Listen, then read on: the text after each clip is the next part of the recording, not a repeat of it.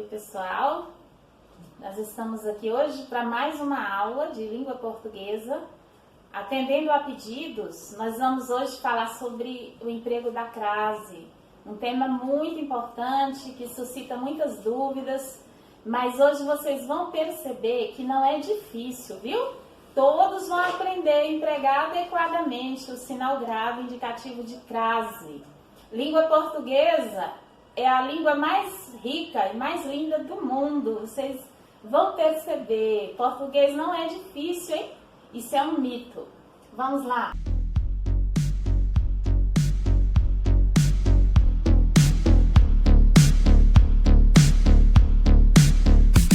Primeiro, um pouquinho do histórico sobre a palavra crase, que vem do grego crasis e significa fusão, combinação, mistura. Vejam que antigamente não se escrevia, por exemplo, fui à escola, e sim fui à escola. O que isso significa? Que crase é a fusão de a preposição mais a artigo. Então, para evitar esse encontro das duas vogais, se decidiu juntar esses dois as num só e marcar a fusão mediante o emprego de um sinal, ou seja, do acento grave indicativo de crase. Um sinal que hoje só existe para essa finalidade. Tudo bem? Vamos então ao nosso estudo do emprego da crase. Vejam vocês então que crase é o nome dado à reunião, ou seja, a fusão de a preposição mais a artigo. Ficou claro? Desse modo, o que nós já estamos começando a perceber? Que então, a crase é um acento grave que se coloca sempre antes de palavras femininas. Por quê? Não é a fusão de dois A? Tudo bem? Então, vamos lá. Nós vamos hoje perceber de forma muito objetiva os principais empregos. Tudo bem? Em que casos ela ocorre? Sempre que um termo regente exige a preposição a. Tudo bem? E sempre que o termo regido aceite o artigo a. Ou os pronomes demonstrativos também, como aquele e seus derivados, e ainda os pronomes relativos que, a qual ou as quais. Vejam, por exemplo, eu tenho aqui, ele se dirigiu à cidade. Aqui eu tenho a junção, eu tenho a fusão do a preposição com o a artigo. Como assim? Quem se dirige a algum lugar, ou seja, o termo regente, o verbo dirigiu, exige a preposição a. E o termo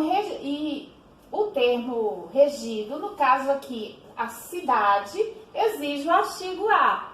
E então essa junção, por isso se escreve da forma correta, ele se dirigiu à cidade. Tudo bem?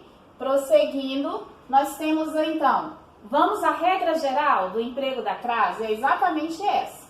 Essa é a regra geral que você pode aplicar em grande parte dos casos. Acentua-se geralmente o a quando, ao substituirmos um substantivo feminino por um masculino, o a der lugar a ao. Ficou claro? Por exemplo, eles irão à fazenda. Eu tive a certeza de que o a é acraseado, porque quando eu substituo a palavra feminina fazenda por uma masculina qualquer, como por exemplo sítio, eu obtive ao. Perceberam? Eles se dirigiram ao sítio e assim sucessivamente. Dirigir-se à praça, substituindo praça por um nome masculino qualquer, eu obtive ao. Dirigir-se ao parque. Tudo bem? Agora vamos ver se você entendeu. Vamos ver? Meu amigo comprou a chácara. Ocorre crase?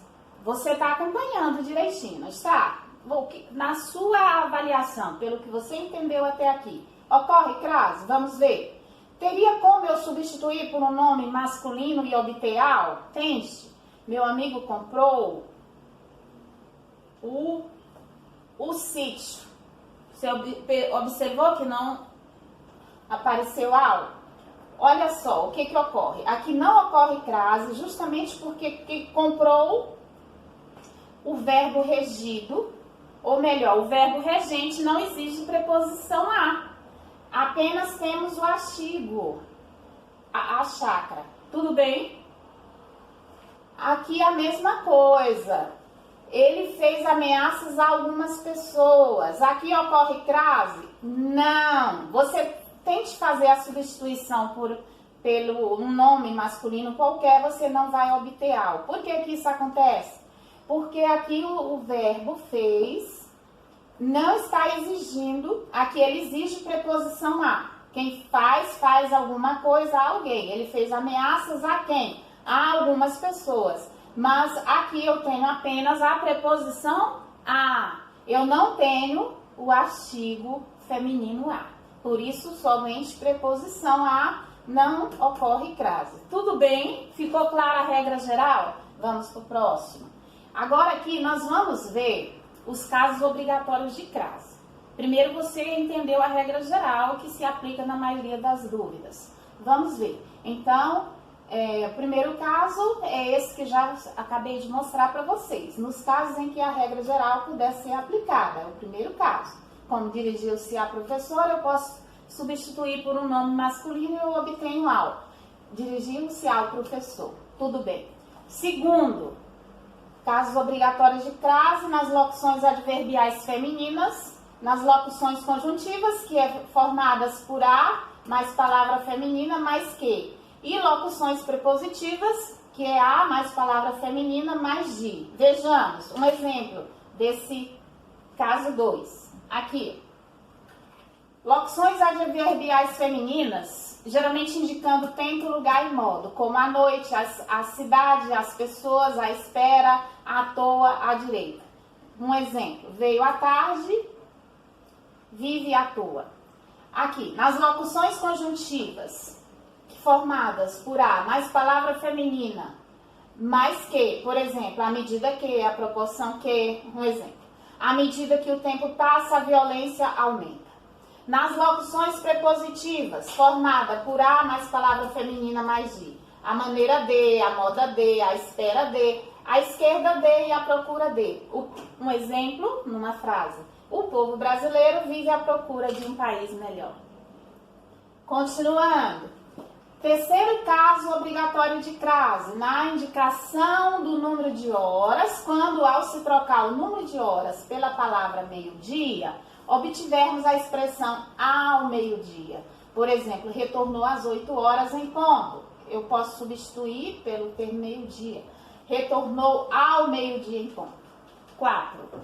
Quando estão explícitas ou implícitas as expressões a moda de, a maneira, mesmo diante de palavras masculinas, mas somente quando estiver subentendida a palavra a moda de, antes de palavras masculinas. Tudo bem? Por exemplo, vestia-se a Luís XIV, porque aqui significa a moda de.